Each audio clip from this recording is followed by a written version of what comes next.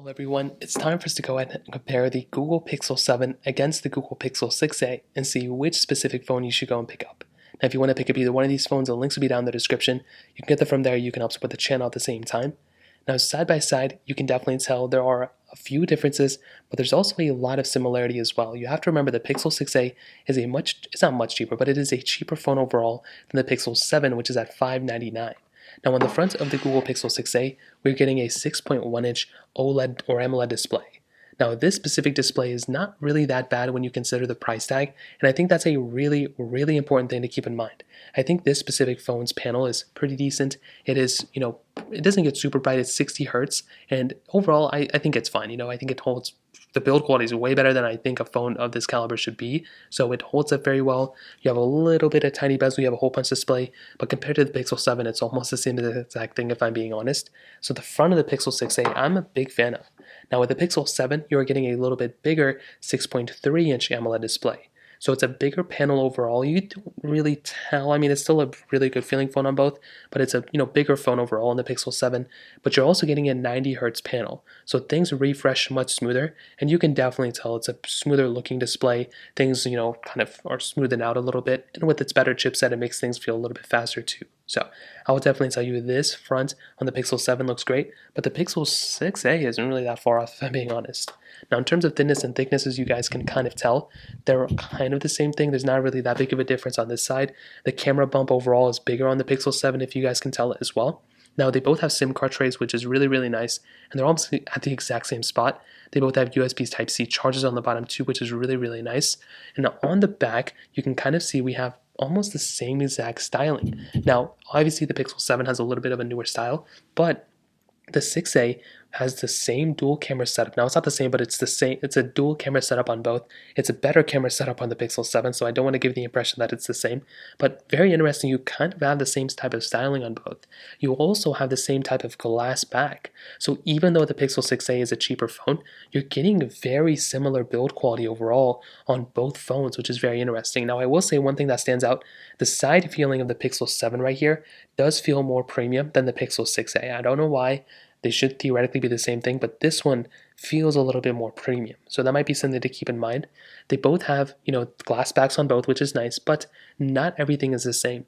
The Pixel 7 does have reverse wireless charging and standard wireless charging. The Pixel 6a does not have either one of those things. So that is one big thing to keep in mind. If you want those types of features, then possibly going for the Pixel 7 is a better thing. Also, you're getting better IP certification on the Pixel 7 than on the Pixel 6a as well. So in terms of the outside, those are pretty much the main things to kind of keep in mind. Otherwise, I think both of them are very, very similar, which is actually pretty crazy. Now, in terms of the actual, longevity and software, with the Pixel 6a, this is pretty much going to last as long as something as the Pixel 6 as far as we can tell. Because the internals are pretty much the same thing on the Pixel 6a and the standard Pixel 6, you're going to be getting a very long-lasting phone from this thing. It's really not going anywhere anytime soon. So even though this phone is cheaper and it's gone down a little bit in the used market as well, this is a very good priced phone, I would say, for that value per dollar. And because it does have, the same chipset as the Pixel 6, I'm sure a lot of people are going to keep developing ROMs and things for this phone too, so it's going to have a longer lasting, lifespan than probably a lot of people would expect. On the Pixel 7, this phone is going to be lasting longer than the Pixel 6a. Now, I don't know how much longer. I don't think it's going to be like 30,000 years longer. It's probably going to be a year. I don't even think it's going to be 2 years. The way Google's been doing it, they've been supporting their phones for a long period of time. So this phone is still going to be here. It's not going anywhere anytime soon. And if you remember back with the Pixel 4a, the Pixel 3a, it always lasts as long as something like the Pixels of those years. So the 6a is probably going to last as long as something like the 6. So that kind of covers it up there. Now let's go and do a speed comparison between both these phones. The Pixel 7 on the front has that Google Tensor G2 chipset inside of it with 8 gigabytes of RAM, where the Pixel 6a has that Google Tensor G1 chipset inside of it with 6 gigabytes of RAM. So let's go and see which one's the faster one between both. Okay, there we go. All the apps are cleared on the background, as you guys can tell. So let us get into it. Pixel 7 is here, 6a is here. Phone calls 3, 2, 1. Okay, about the same thing. Let's go and hop out of here. Let's do camera 3, 2, 1. Let's go and take a photo. Let's go and open up that photo. And overall, maybe a little bit faster of an experience on the Pixel 7. Play Store 3, 2, 1. Now I don't know. So I am connected to the internet on both. And they both open it up pretty much the same exact thing. Scrolling through, let's see if there's a difference.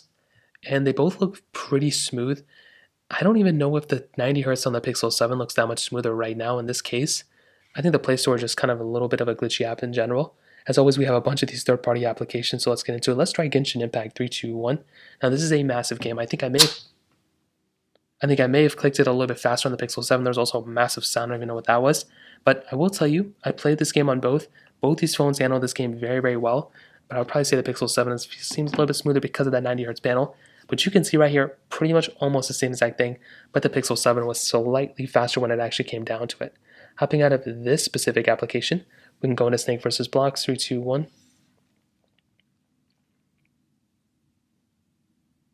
Pixel 6a was actually faster there, very, very surprising. Let's try something like Dropbox, which I don't have. We can try Temple Run 2, 3, 2, 1. So I don't even know why we got in this pop-up. I've already played this game 1,000 times on this phone, so it's very weird that we still get the same exact pop-ups every single time. Now in this case, the Pixel 6a was faster too, and I did do a comparison between my Pixel 7 and my Pixel 6, and I found that my Pixel 6 was actually outperforming my Pixel 7. And in this case, I guess the 6a is going to be doing the exact same thing, which is very, very surprising. Let's try Snapchat, 3, 2, 1. I think the Pixel 7 was slightly faster, Facebook, 3, 2, 1. Again, I don't know what these pop-ups are for. We're continuing to get them. We can try something like Subway Surfers, which I do not have.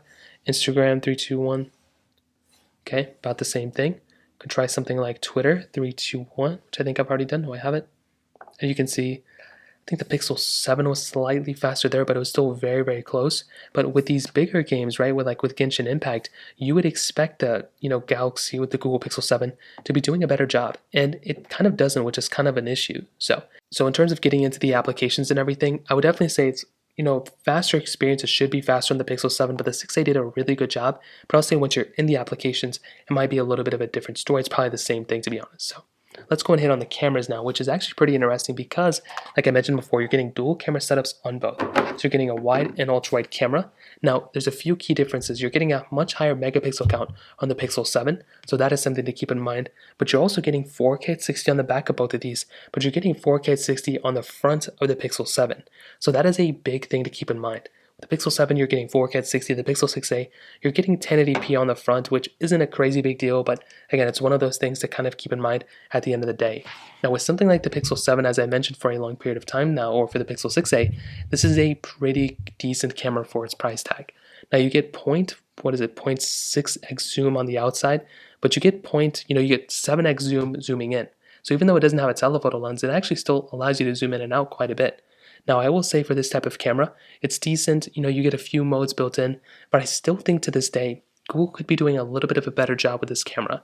They don't have to go all out, but they could add a few more features like what Samsung does, and I feel like then they would have a hit on their hands, but the 6a, I think, still has a really good camera.